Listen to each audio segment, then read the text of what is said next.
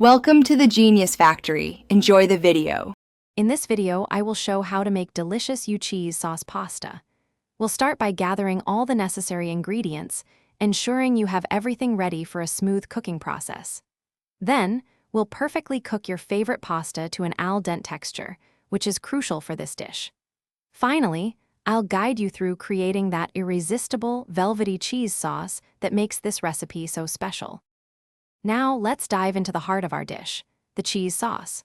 First, melt some butter in a saucepan and whisk in flour to create a smooth roux, which is our thickening base. Next, slowly pour in milk, stirring continuously to prevent lumps and achieve a creamy consistency. Finally, add your chosen shredded cheese, stirring gently until it's completely melted and beautifully smooth. This creates the perfect texture. Hey everyone, if you're finding this video helpful, please take a moment to subscribe and give it a like. Quick recommendation: just as we're making delicious pasta, you can also cook up a better financial future.